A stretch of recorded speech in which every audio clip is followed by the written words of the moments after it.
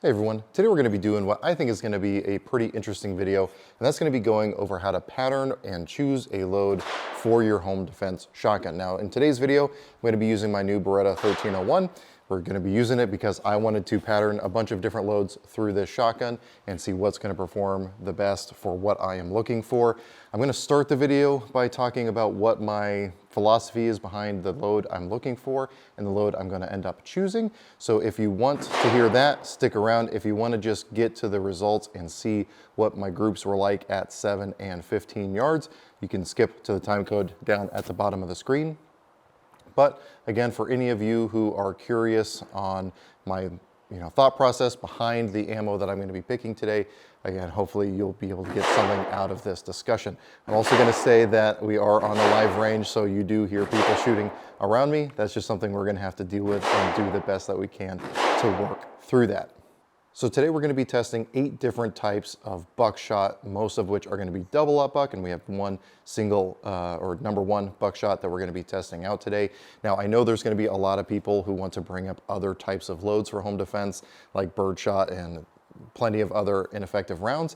We can make a video in of itself talking about why something like birdshot is not a good choice for home protection, the ineffectiveness of it to be a fight-stopping round. My favorite anecdote to point out to people is former Vice President Dick Cheney shot a guy in the face with birdshot and then apologized to Dick Cheney. So do with that information what you will. What I am looking for in a home defense round is something that, if placed in the right spot, is going to nearly 100% of the time put down the threat and stop the threat with one round fired. And double up buck and potentially even number 1 buck is very well suited for doing that. Now, one of the things that I did, and the reason that I chose the distances that we're going to be shooting at today, is I measured basically the longest distance that I have inside my home that I could be potentially engaging a home intruder at, and I have about 7 yards. So that's what is going to be our closest target, and then we are also going to try each one at a little bit of longer distance just to see what kind of patterning we get, how much spread we get out of those pellets coming out of the shotgun.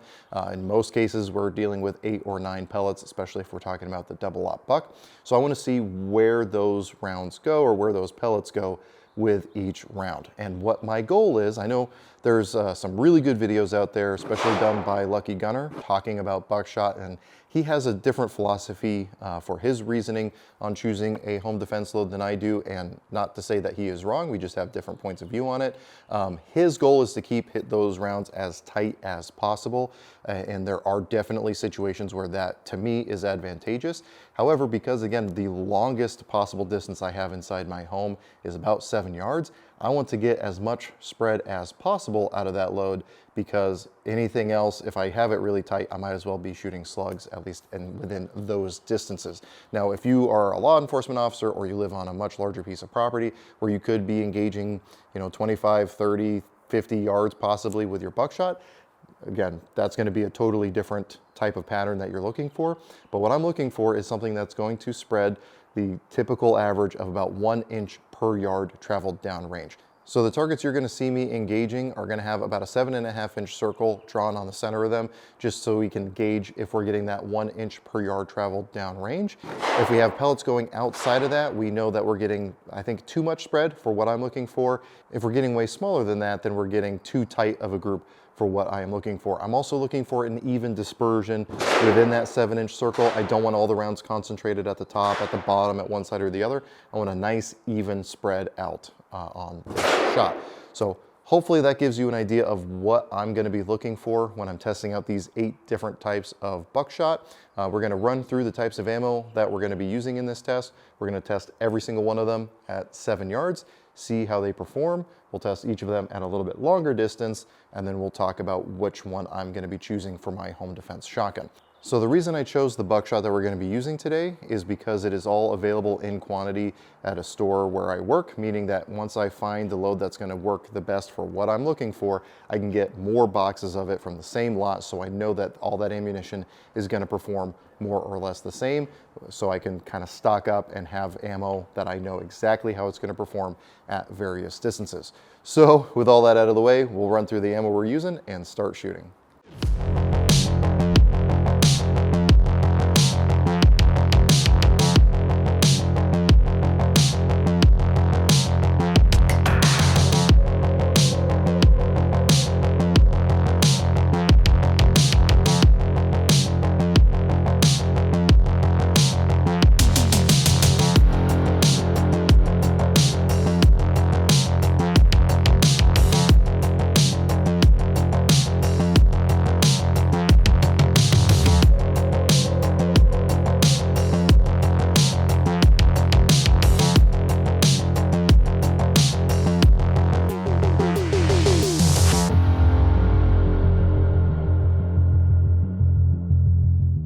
Now, another thing I should note before we get too far is the choke I'm going to be using for this whole test is going to be the improved cylinder choke that comes with the Beretta 1301.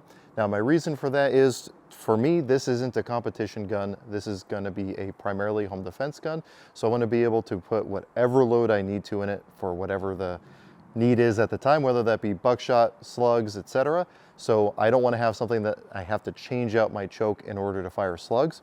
Also, as especially we'll see with some of the tighter, designed for tighter grouping buckshot, is typically those don't perform very well when choked. Officer Greg's channel has a really good video showing Federal Flight Control and how it performs with a couple different chokes, especially out of the 1301. I'll have a link to that down below as well. So again, just for what it's worth, I'm using the improved cylinder choke. And again, we're going to be starting out with this double-up buck from Cellar and Bellet 9 pellet.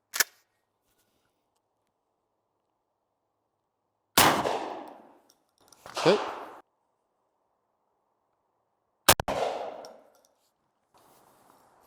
Definitely less recoil on that.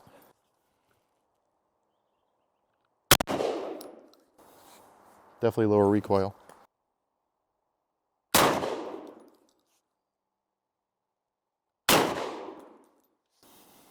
Still really tight group like the critical defense. Okay. Definitely more recoil and a very tight group.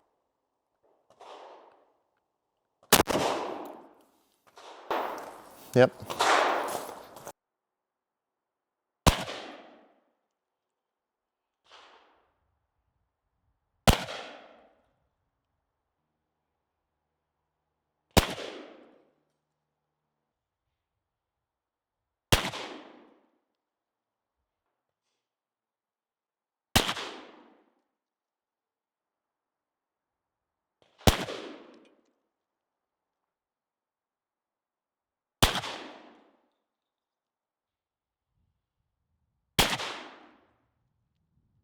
All right, so we're gonna start rolling in footage of all of the different groups that were shot at 7 and 15 yards, along with the size of the groups as measured from the furthest pellets that I could actually confirm were pellets and not wads. This is one of the things that's always difficult when we're talking about shotgun loads, is the wads are gonna create a hole, and unless you can count the individual number of pellets that are supposed to be there, some of them can get lost in the wad. Now, rolling through these 8 types of rounds fired at, again, 7 and 15 yards.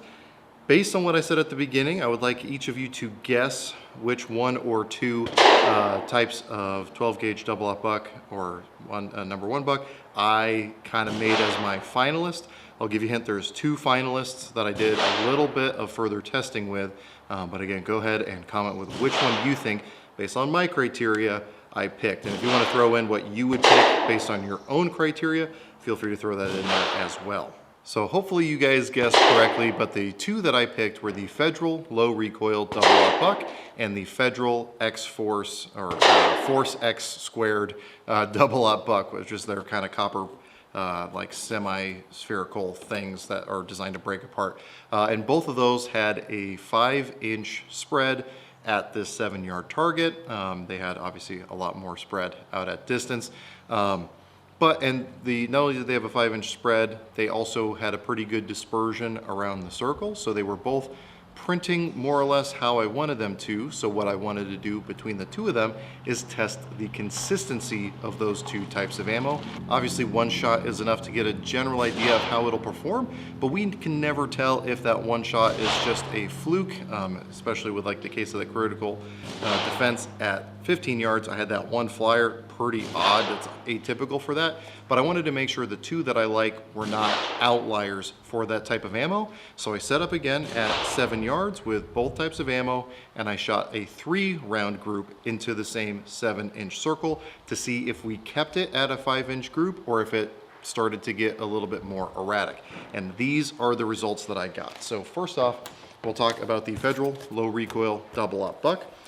Again, we did that same 7-inch circle. You can see some of the wad impacts, but we kept the confirmable pellets of that double-up buck still at 5.1 to 5 1/8 inch group at 7 yards. So we increased, after firing 2 extra shots, that group by 1/8 of an inch. To me, that's perfectly acceptable. That could just be me not having a consistent point of aim. So a very consistent shot group from this Federal low recoil buck. And then again, with the Federal Force X squared, we'll let that hit the ground, we did the exact same thing. So we fired all 3 rounds into that 7-inch circle, but we kept it again at exactly 5 inches for all the pellets from those 3 shots. We even got one of the wads stuck in the bottom of the target. So both of these types of ammo are doing exactly what I want them to for my home defense shotgun, and they're doing it consistently. And again, this is where making sure you pick an ammo that has a ready availability where you're at to make sure you're getting from the same lot, because I can expect it's doing it across effectively 4 shots, because we have the 1 to begin with plus these extra 3 now. It's probably going to continue across the entire lot that way. So this is a very good way of finding out what type of ammo prints good, and from there, what kind of consistency you can actually expect with that. Because you might get one great one on paper here, but then you fire a different one and it behaves totally differently. Not saying you should expect that, but it definitely could happen, which is why printing it is important. Now, I know a lot of you are going to say, hey, I really wish you'd have tested XYZ type of defensive load, or single lot, double lot, triple lot, number 1, number 4 buck. And the reality is this. Yeah, I get it. You want to see what my shotgun does with those. And maybe you have a 1301 and you want to get an idea of how yours might pattern with that type of ammo. The reality is you could have the same shotgun, literally 1 serial number apart, using the same chokes, same everything, same ammo, same distance, and it could group totally differently. Each shotgun is a special little snowflake that's going to shoot each type of ammo differently. So it's really important that, yeah, while this is good food for thought for what your shotgun might do, it is vitally important that you actually perform this with your shotgun before you actually pick a type of ammo for home defense. And that's one of the reasons I wanted to also do the shots at 15 yards, is I also wanted to see, yeah, my realistic engagement distance is 7 yards, but if I had to engage someone a little bit further, what is that shot pattern going to look like, and is that something that I feel comfortable firing at that distance? If not, maybe I need to have an alternative type of ammo on board the shotgun. That's where side saddles come in handy, but I'm accountable for every single pellet that leaves that shotgun, and if not all of them hit my intended target, I need to know where those other pellets are going to go. So this is where training is vitally important to this as well. You need to get out, get experience with your shotgun, know what it's going to do, and also know how well you can run that shotgun. So anyway, I hope you got something out of this video. I had a good time, as much as I was running back and forth resetting new targets. Running through this test, this was a pretty expensive test to do, even with my employee discount, because I paid for all this ammo, I paid for that shotgun. Even with my employee discounts working at a gun store, it wasn't cheap. But again, if it's something that I'm going to be trusting my life to, it's something I need to know 100% what's going to happen. So, and that's also why I want to shout out my supporters over on Patreon. Their funding is directly going towards making videos like this one, where I can get out at the range and afford to buy 8 different types of defensive buckshot, or hunting buckshot for that matter, and actually see how it's going to pattern for you guys to get some information. So because of that, we post all our content over there early. We do some exclusive content like the 1301. This is the first time most of you are seeing this in a video. They've already seen a video of me doing all my first shots with it. So if that stuff sounds interesting to you, definitely check out the links below to Patreon and see if you can't give us some support over there. Even $1 a month does make a big difference in what we're able to do every year on this channel. I hope this encourages you to get out there and try this for yourself based on what your parameters are for your home defense situation. What type of ammo would you choose based on my groups, and then what types of ammo do you want to test for yourself moving forward for your home defense situation. So I hope to see a good engagement in the comment section and see what kind of feedback we're able to get and what experiences you guys have with your shotguns. But as always, I hope you got something out of this video, and I really appreciate you watching. The ineffectiveness of it to be a fight-stopping round.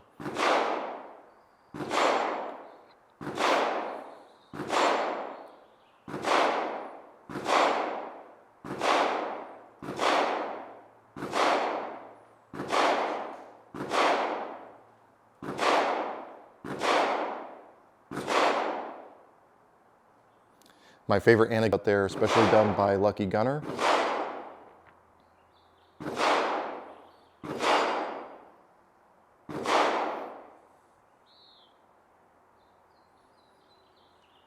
There's some really good videos out there, the typical average of about 1 inch per yard traveled downrange. So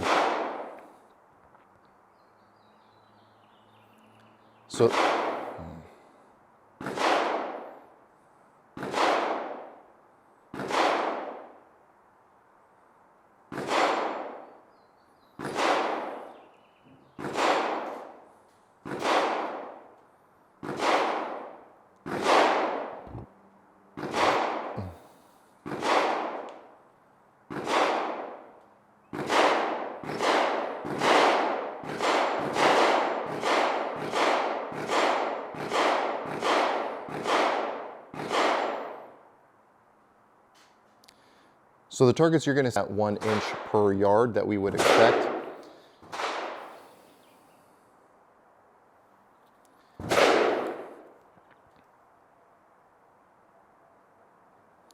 So the targets you're going to see me for, if we're way smaller than that, we know we're getting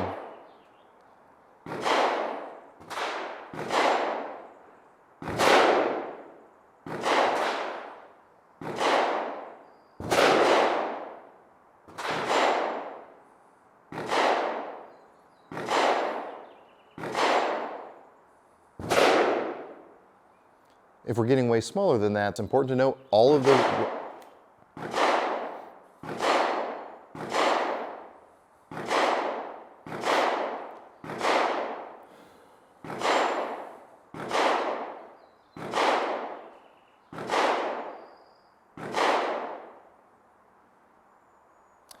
Now it's important to note that the reason I chose the buckshot for this test that I did is because these are all ones that are readily available at the store where I work, meaning that if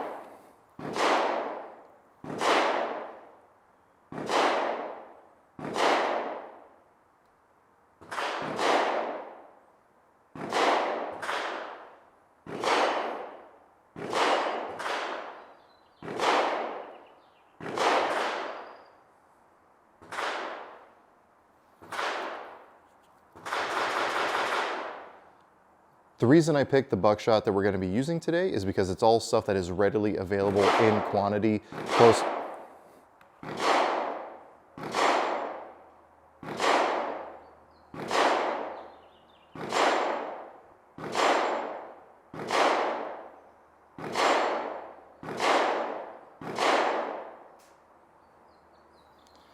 So the reason I chose, so with all that out of the way, we'll run through the ammo we're using and start shooting. Hell. What you say? I said hell. That was like 10 minutes of recording for like 2 minutes of actual video.